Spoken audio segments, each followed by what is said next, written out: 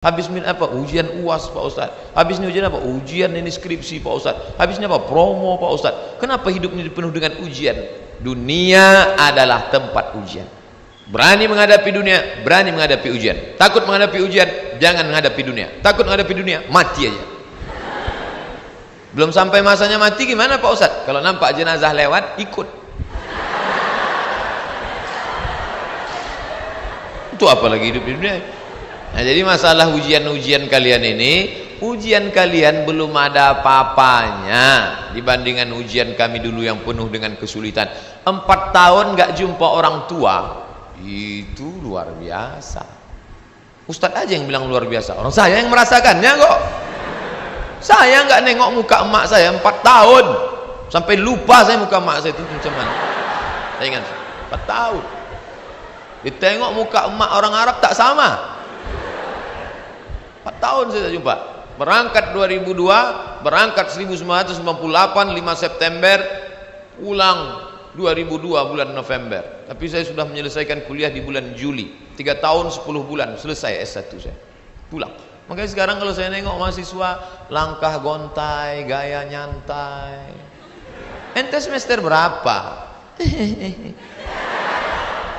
Ente semester berapa? 14 Pak. Bagus nih balik kampung, tanam sawit, buka kebun, tanam lele dumbo segala macam. Ngapain ngabiskan duit orang tua? Berani menjejakkan kaki ke kampus ini, sekolah serius belajar. Ini yang diharapkan ke depan. Kalau ada bekal kita tak takut menghadapi dunia ini.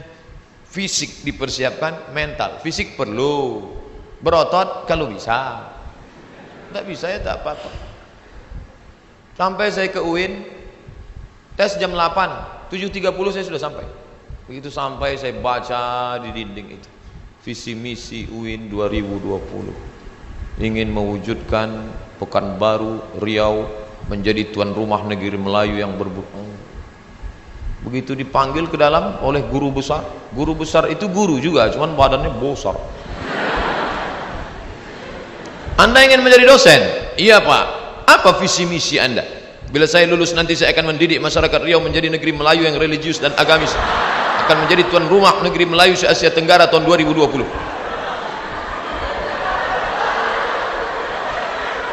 Dia tak tahu, baru tadi saya baca sudah ini. Nanti kalau Anda jadi dosen, apa yang Anda akan lakukan? Saya akan nulis buku Pak.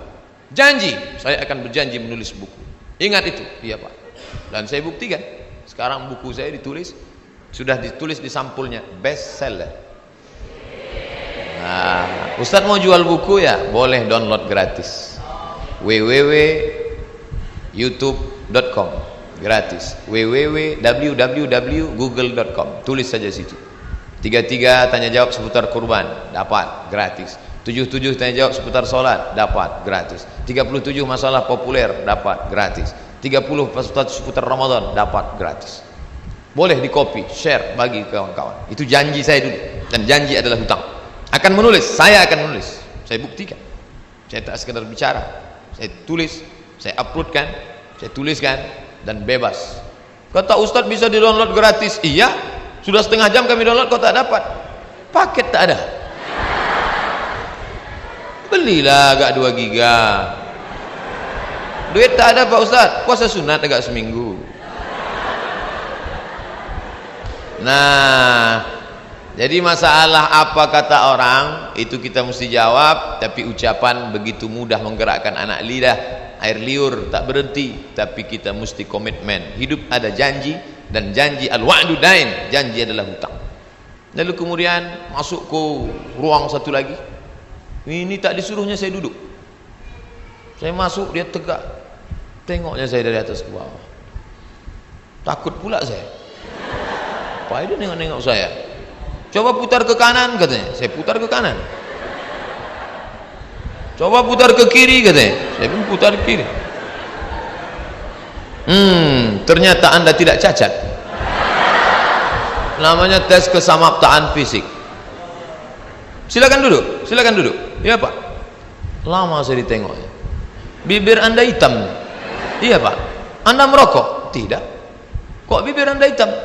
Ya saya orangnya hitam ya bibirnya hitam lah Pak. Tak mungkin orang hitam bibirnya putih. Ah Bapak ada-ada aja. Tapi dalam hati tak saya bilang gitu. Dia tersinggung dia. Kita tetap menjaga etika, moral. Orang kalau sudah tersinggung rusak hatinya. Tapi kalau sudah kita tata krama, sopan santun, akhlak baik, sentuhlah dia tepat di hatinya, dia akan jadi milikmu untuk selamanya. Nah, selesai itu ditanya-tanyanya masalah macam-macam, selesai. Habis itu masuk lagi. Ini katanya yang paling strength ini. Hati-hati man, yang ruangan itu killer. Kill membunuh. Killer pembunuh. Wah, kalau begitu saya sebagai orang Melayu harus menyiapkan pencak silat ini.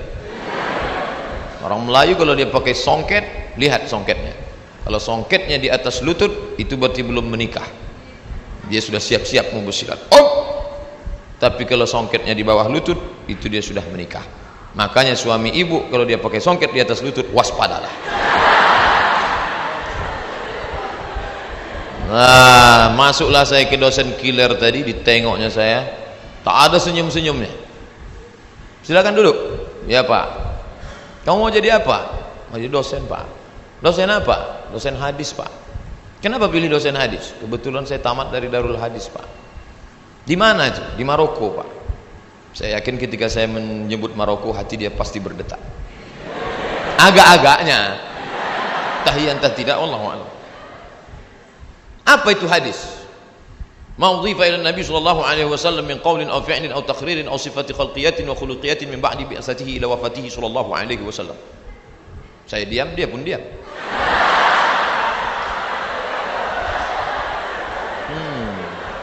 Saya sengaja tak terjemahkan, karena kalau saya terjemahkan panjang cerita dia nanti kan, dan dia juga tak mau bertanya. Dia tentu gengsi kan. Kata dia, berapa pembagian hadis? Hadis kalau menurut jumlah periwayatnya, kalau riwayatnya satu orang namanya gharib, riwayatnya dua orang namanya aziz, riwayatnya tiga orang namanya masyhur, kalau 4, 10, 30, 300 sampai banyak itu namanya mutawatir. Kalau lafaznya nama sama namanya mutawatir lafzi, kalau lafaznya berbeda namanya mutawatir maknawi. Kalau ditengok dari sampai sanadnya, kalau sampai ke Nabi namanya marfu', kalau sampai ke sahabat namanya mauquf, kalau sampai ke tabi'in namanya maqtu'. Kalau dilihat dari derajat kualitasnya, yang paling tinggi adalah sahih, wa sahih adalah hasan, wa hasan adalah dhaif, wa dhaif adalah maudhu'.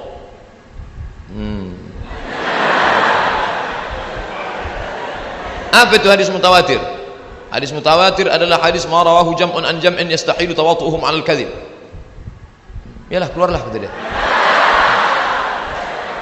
Jadi kalian, apa bidang kita, spesialisasi kita, serius, tekuni. Bidang apa? Bidang ilmu pemerintah, tekuni. Bidang apa? Bidang politik, tekuni.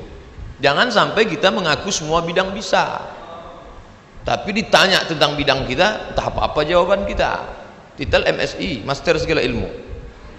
Mohon maaf Bapak yang titel MSI. Nah, inilah pentingnya spesialisasi.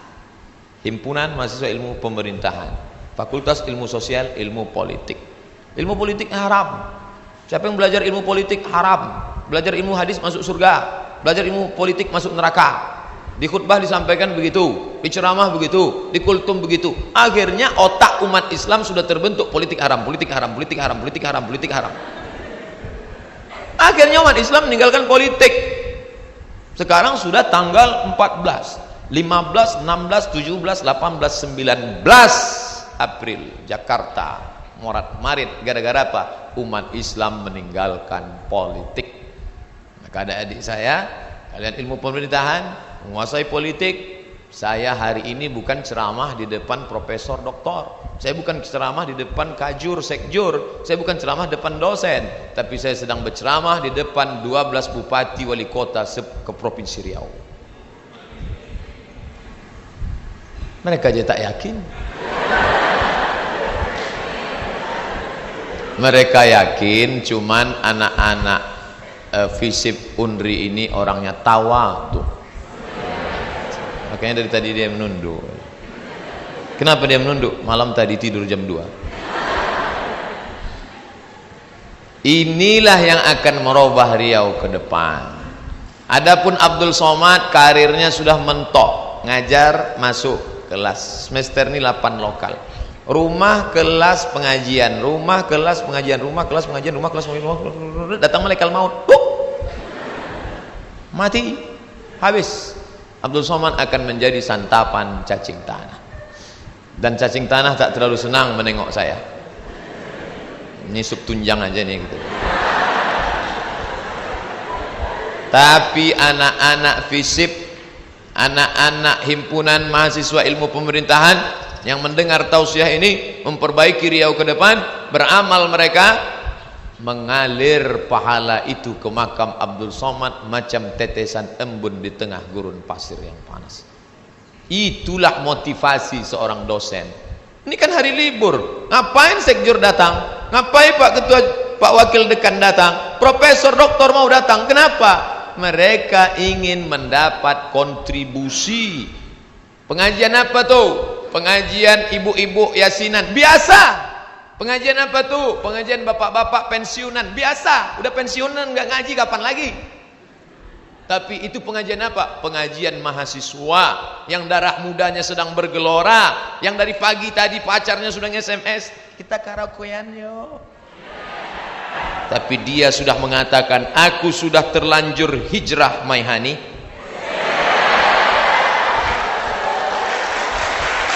Hijrah. Hari ini Ustadz Somad Tabligh Akbar, pemuda dan akhir zaman. Selamanya kita tidak akan stop. Nanti setelah pulang aku yang bayar. Iyalah. Oleh sebab itu maka umat ini dihancurkan bukan dengan menghancurkan sumber daya alamnya. Sumber daya alam Amerika tidak punya, Jerman, Prancis tak punya. Tapi sumber daya manusia ini yang dia rusak. Rusak pertama, narkoba.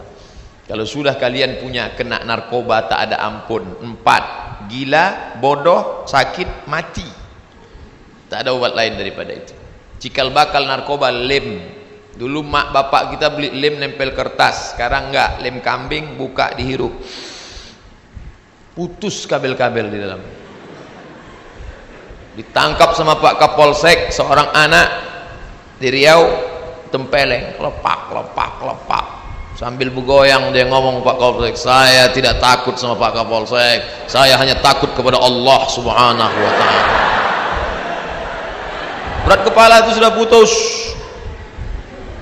Narkoba, berapa banyak orang terkena narkoba, dibawa ke BNN, Badan Narkotika Nasional. Saya berapa kali diajak BNN, Ustadz Somad, kami ini BNN mau ngajak Ustadz besok. Oke, kita bertiga Pak Ustadz. Ya, BNN, polisi, dokter, Ustadz. Yang pertama ngomong BNN. Siapa yang makan narkoba melanggar peraturan daerah, melanggar undang-undang dasar, melanggar hukuman 5 tahun penjara, hukuman pengadilan, dituntut oleh jaksa, hukuman tertinggi adalah hukum tembak, mati. Habis itu bicara pula dokter, bila zat ini masuk ke dalam otak maka dia akan mempengaruhi kita, akan gila, akan putus, akan gila, akan putus, akan gila, akan putus, akan gila, akan putus. Habis itu Ustadz Somad pula, siapa yang makan narkoba makan neraka jahanam lah tempatnya, khalidina fiha abada. Selesai acara, saya pun dikawal sama polisi, turun dari gedung, dikawal sampai ke tempat parkir. Pak, saya di mana-mana ceramah biasa sendirian, kenapa Bapak kawal saya? Khawatir Pak Ustadz, ceramah Ustadz tadi banyak menyinggung orang, kami khawatir nanti ditikamnya Ustadz dari belakang. Berapa rusak anak muda kita karena narkoba. Tak bisa lagi dia bedakan mana hak, mana batil, mana bengkok, mana lurus. Hancur, utama narkoba. Yang kedua, free sex. Kalau sudah kena free sex, na'udzubillah, seorang perempuan timun, laki-laki durian, timun tak pernah untung berkawan dengan durian. Di bawah sobek, di atas bonyok. Jaga kehormatan kalian. Apa yang tertulis di botol aqua? Do not accept if cell is broken. Jangan terima botol aqua kalau segelnya rusak. Aqua yang 600 ml 5.000 rupiah saja tak berharga karena segelnya rusak, apalagi engkau seorang perempuan dengan segala kemuliaan dan kehormatan. Pakailah jilbab yang panjang. Bagaimana panjangnya? Kalau dipakai tertutup ujung jari tengah, luruskan ke bawah, jatuhkan ujungnya, tertutup sampai ke bawah, gitu. Kalau mau pergi ke tukang jahit, berapa panjangnya, Bu? Berapa itu? Supaya jangan sampai kalau kalian pergi, kalau jilbab itu pendek, tangan ke dalam pas begini, ha. Kalau mau jilbab yang sudah jadi asli, pilih yang ukuran XXL. Ustadz kok tahu? Pokoknya tahulah saya. Ukurannya XXL, tutup sini. Jilbab syar'i.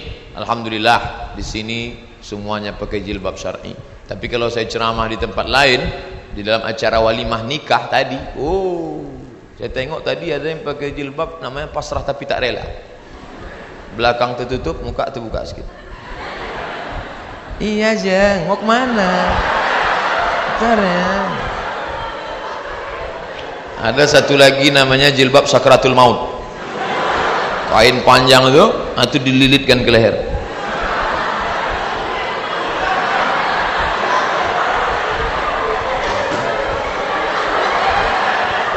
Dia yang makan, kita pula yang takut. Kita sedang makan gitu nengok dia, gitu. Oleh sebab itu, maka yang sudah istiqomah pakai jilbab hijab panjang bagus. Yang masih pendek-pendek perpanjang di masa akan datang. Kenapa? Ini menyelamatkan. Kalau kalian pakai hijab, kalian bukan menyelamatkan diri kalian, menyelamatkan orang lain. Dosen-dosen selamat kalau masih jilbab hijabnya panjang. Ustadz kok tahu? Saya kan dosen. Nelponlah profesor. Assalamualaikum. Waalaikumsalam. Bisa Ustadz mengajar di sekolah kami? Pelajaran apa Pak? Agama Islam. Sekolah apa? Sekolah kebidanan. Oke, I'm coming. Masuk saya ke dalam, semuanya perempuan. 40 orang, bidan-bidan semua. Jilbab pendek, lengan panjang, cuman digulungnya ke atas sambil berkipas. Maaf ya Pak, kasih mati. Mengajar saya 3 kali masuk, habis itu saya bilang ke profesor, nampaknya saya mengajar huwal awwal wal akhir. Ini yang pertama dan terakhir. Jadi kalau kalian pakai hijab panjang, kalian tidak sedang menyelamatkan diri kalian, tapi menyelamatkan orang lain. Karena laki-laki ini ada penyakitnya 3. Yang pertama, tak tahan menengok terbuka ke bawah, betis.